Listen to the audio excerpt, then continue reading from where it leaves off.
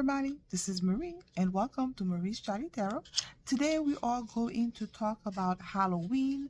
It's coming up pretty soon and hopefully I'm going to be able to post it on the day of. For those interested, today I'm going to be using the Tarot de El Dios de los Tres. I think if I remember correctly, the direct translation, it would be Tarot of the Three Gods, right? Like direct translation. Got this deck a while ago. I did unboxing for it. I like the colors, and it's very reminiscent of the Day of the Dead, or yeah. That's coming up, and I think it's kind of sort of fitting to Halloween. So okay, so I was thinking about doing a post for Halloween, and I was trying to figure out. I realized that, you know what, I don't know that much about where that this secular holiday have come from. So I decided, you know what, let's do a quick search and see what's that about. And I was so fascinating and interesting to find out so many information. So it looks like over the years, Christianity has adopted several different pagan practices in order to have more people convert into Christianity. And so apparently, based on the research about Halloween, it appears that its origin is Celtic of nature. So Celtic used to be old UK and Ireland at one point, and at least that region-ish. And they believe, let me see. So they believe that during that time of, October 31st, that the barrier between this world and, I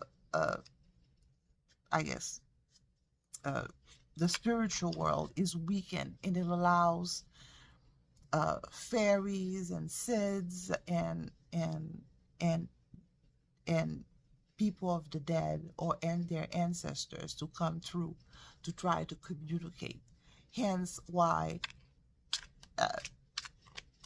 kids will wear costume as a way to deflect, kind of thing. So it gets a little muddled because it looks like at one point the Pope have also incorporated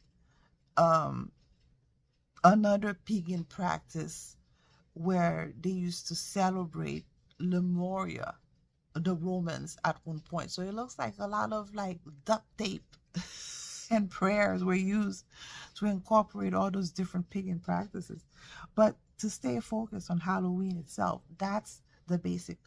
And they used to call it at that time the show-in festival, that type of festival where it would be like a type of bonfire, to my understanding, to celebrate the end of harvest, beginning of winter, kind of thing. So okay, interesting. So the question that I have, now that the world celebrates Halloween in one shape or form, I know the South of America, they celebrate the Day of the Dead a little bit different than Halloween, but it's still similar to that practice.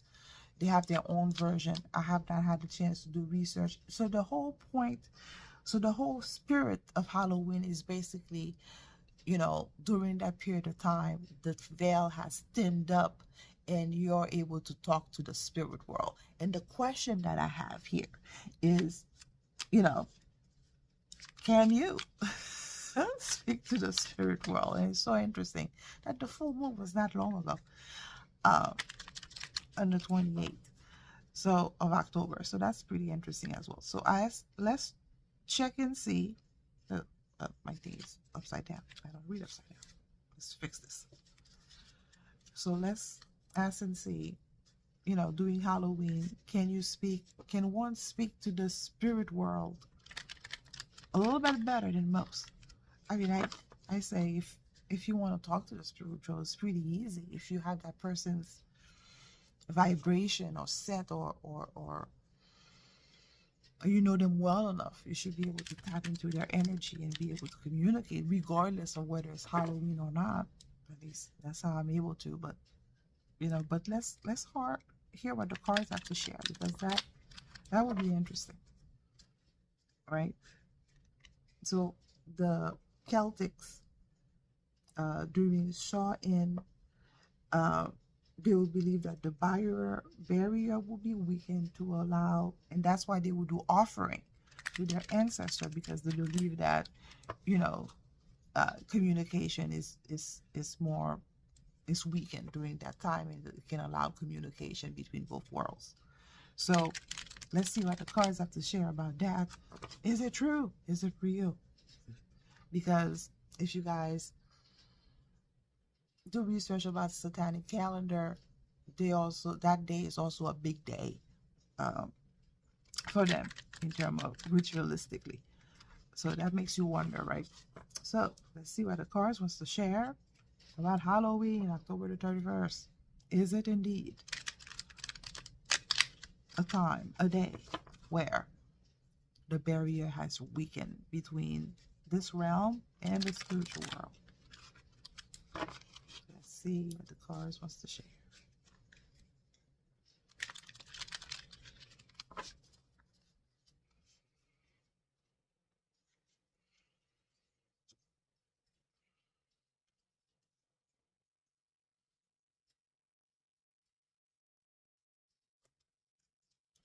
I'm going to be using the Kachina knife spread. So this is Two of Pentacles. Isn't it lovely? This deck. I don't use it I need to use it more often. Queen of Cups situation. Nine of Pentacles. Nine of Pentacles is about independence, autonomy in the past. Six of Cups. It's about sharing. Could be about something to do with your past. Knight of Pentacles, slow moving but always reaching his destination. Again, beautiful deck. It might be too ornate for some, but if you're patient with yourself, you should be able to power through all these symbolism, because there's a lot to unpack here. This is the Sun as clarification.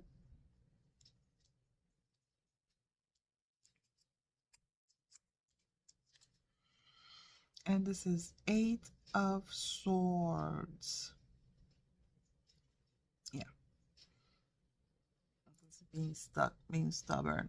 And again, there's a lot of imagery, a lot of symbol, a lot to unpack here. So it might be too much when you look at it, but if you quiet your mind a little bit and you decipher each of those symbolism, it's a lot to take in.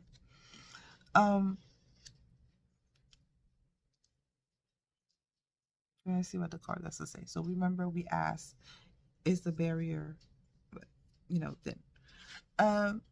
So usually Two of Pentacles is about the juggling sort. So as if the cards say, yeah, it is. I guess it is. There is a pathway of sort, because juggling can mean that, yeah, you can easily talk to both worlds. Okay, we can go with that. El Sun, the Sun, El Sol, in the underneath as an aspect, that tells me yes. So it's probably a better way to communicate, a better way to, if you wanna boost your powers, let's say. It's a better way to juggle, to be able to talk, to facilitate. Okay, let's go with that. Queen of Cups. So Queen of Cups, something about this time of year is able to focus your energy, your spiritual, your psychic,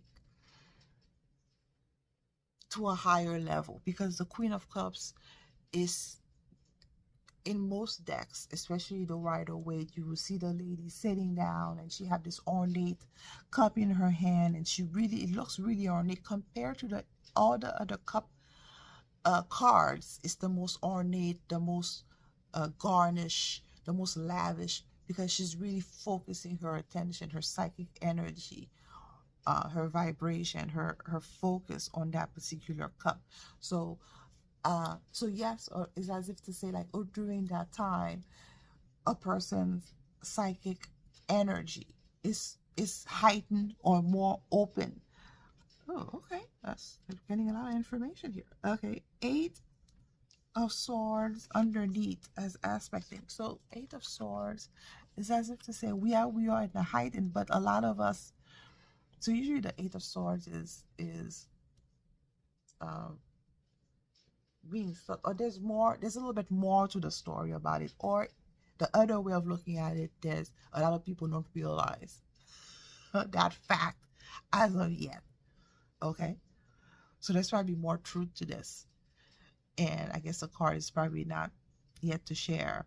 And the other way of looking at it is that there's so much to this uh, uh, that we're not yet aware of, or psychic capabilities, right, or intuition, or divine power, or divine feminine, or inner subconscious, whatever you want to call it. Okay, that's pretty cool. 9 of Pentacles. So again, we're asking, um, is the barrier truly thin between this world? So it looks like in the background, 9 of Pentacles. So 9 of Pentacles is usually a card of abundance, a card of autonomy, a card of self-reliance. Self-reliance. And 6 of Cups. So that's just to say, people, because the 9 of Pentacles is in the past. So people who have known about the old ways and have known about the old tradition, because 6 of Cups is about sharing, but it's also to do with the past. And it's usually always in the sense of you need to know your past in order to address or to pave way for your future, to make it better, kind of thing. So you have to address the trauma of the past in order to free yourself and and and prosper in the future, kind of thing, or to emerge victorious in the present. But it kind of had that ring to it. So it's as if to say, people that knows or that knew the truth, the old ways, uh, or were more autonomous back in those days. And also with that 6 of Cups, it's as if to say, if you know the truth now about the old days, you will also get a glimpse of um, uh, this pathway, this way of communicate with you know. So 9 of Pentacles as potential outcome. So 9 of Pentacles is usually a slow moving card, but it's, again, every time I'm seeing a lot of Pentacles here, which is so cool. It's as if the card is saying, yes, you can communicate with the dead. Yes, during this time of year, the barrier is pretty thin. So even if you don't have a lot of psychic energy, the fact that the barrier is pretty thin, if you focus your energy, if you focus your willpower, you are going to be able to get the message go through, if that makes any sense. 9 of Pentacles. So 9 of Pentacles is about a slow moving card. It's about being patient with yourself, but it's reaching its destination. So we ask the question, is the barrier? Yeah, you can communicate. And if you know of the old ways, you know,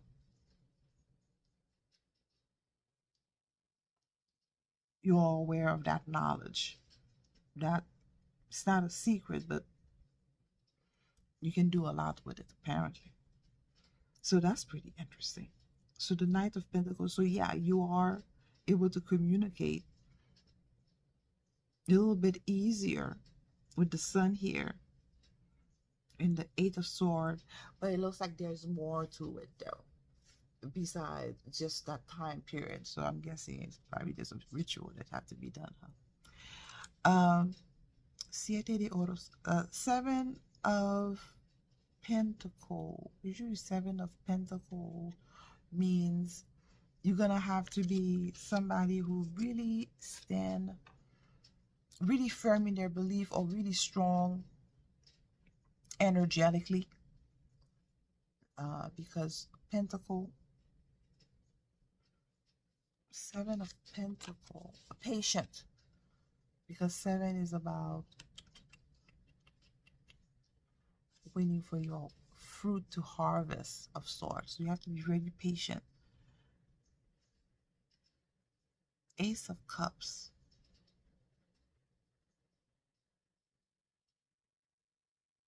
Really patient. But there's some work, there's some groundwork that needs to be done first with that Seven of Pentacle. And then, you know, the spiritual whatever will flow. The spiritual juices will flow, where you'll be able to talk to the other side easier. So it looks like, yes, the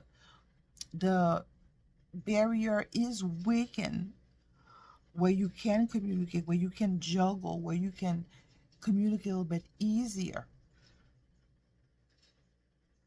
And your sense gets heightened, but there's more that you need to do. But you need to know a bit about the old ways. I wonder, is it the cult or the old pagan ritual, or whatever it is?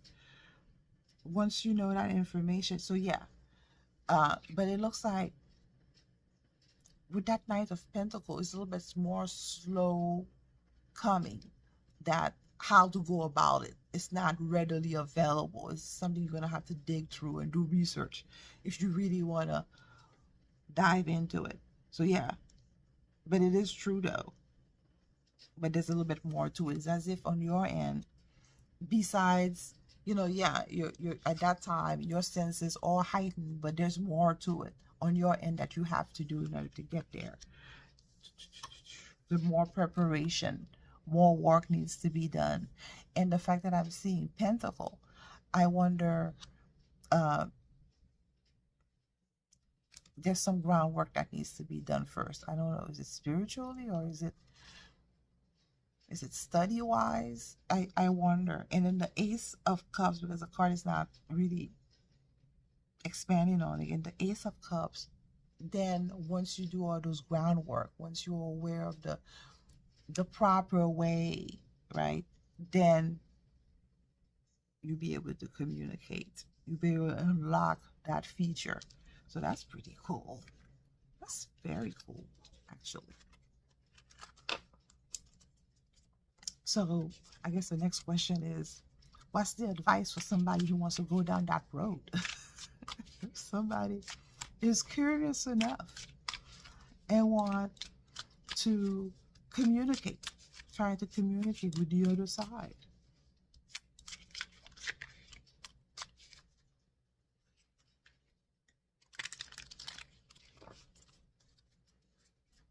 What's the advice?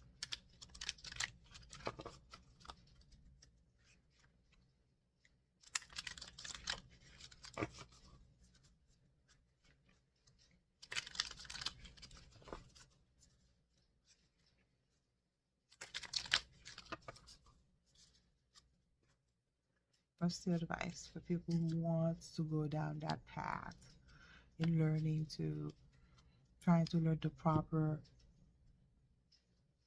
way to communicate with the other side? Nine of Swords.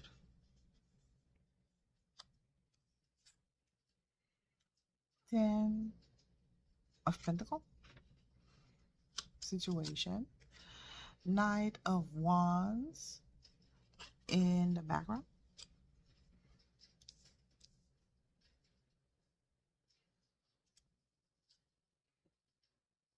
Eight of Wands present.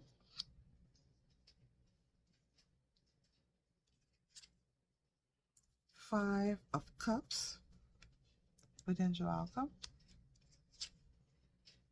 Queen of Wands, clarification. And Two of Swords, clarification. So that is so interesting. So if a person, an initiate, a grasshopper, decide to go on that journey, it's not for the faint of heart, because it really stresses you on a spiritual level. It's really putting on toll on you mentally and spiritually. Ten of Pentacles. Ten of Pentacles. You know, Ten of Pentacle is usually a completion of something. And Pentacle, you deals with, you know, the matter of the world, the matter. It could be a group of people. It could be like as a community, or it could be within a group. So it looks like, you know, it's not an easy road if somebody decides to go down that path, and it really affects you, or you're standing in this realm or this reality. That's how it comes across. That you put, it's so dangerous that it can jeopardize your ability to be in this realm. It's as if you're not careful, you can just like, you know, kind of thing. Knight of Wands in the background. So usually Knight of Wands is about movement. It's about, it could be about inspiration. It could be about new growth. It could be about, I mean, we can go on with motivation, all that. It looks, so we ask, what advice?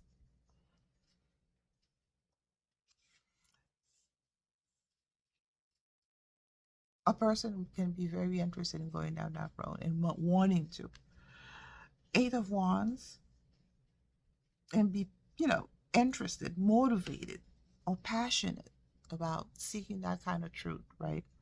The Eight of Wands says that that type of energy can, I'm not saying overtake you, but it can overwhelm, because it's a fast moving card. It can travel card, but the way it's coming across is as if it can be too much energy coming through. The Five of Cups as a potential outcome tells me that, you know, it can lead to loss, because Five of Cups is disappointment.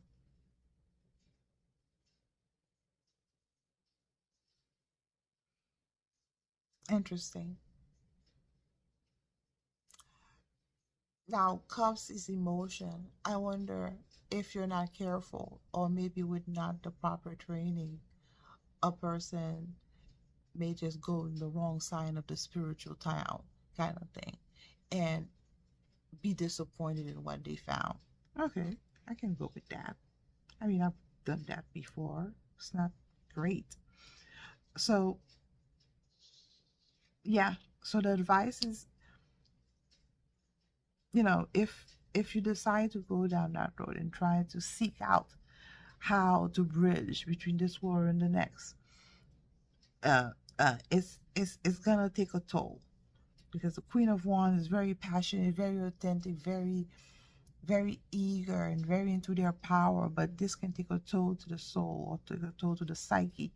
Ten of Pentacles, and can jeopardize your ability to be here if you're not grounded, if you don't ground yourself properly. Two of Swords, saying that you're gonna have to make a choice. Do you want to be in this realm, or do you want to be in the spiritual realm? You cannot. It's as if you cannot do both. And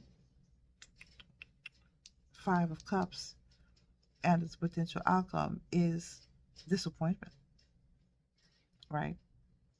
Because once you achieve a certain level of, you know, spirituality or mastery, you know, I think we found out before with the Buddha, right? just didn't want to stay in this realm. Once you achieve, you know, nirvana or that state, uh, his body just, uh, his soul just left because he wanted to be in that happy state forever. So it kind of comes across as that because with that Two of Swords, Two of Swords is about making a decision. Do you stay? Do you go? Kind of thing. Because as you go down that path, yeah. So that's pretty interesting. That is so cool. Two more cards. Knight of Swords. So again, a movement. It's about a process of change, of spiritual awakening. And the Star is about going deeper, going further, beyond. So that's so interesting. So it's cool beans. So there's more to it. This is a recipe. If you find a recipe, but behold, beware what you're getting into. That is so true. Interesting. So guys, thank you for sticking with me to the end of this video. That was so cool. Okay, it's just good to just learn about history and learn about what we're celebrating. And apparently the barrier does thin out a little bit, but there's something that you need to do on your end in order to bridge the rest of the gap, kind of thing. So the window of opportunity is there, but you need to have the proper tool in order to do your thing. If that makes sense. So thank you guys for sticking with me to the end of this video. Feel free to share, like, subscribe. I appreciate each and every one of you. I thought that was such an interesting insight about the cards.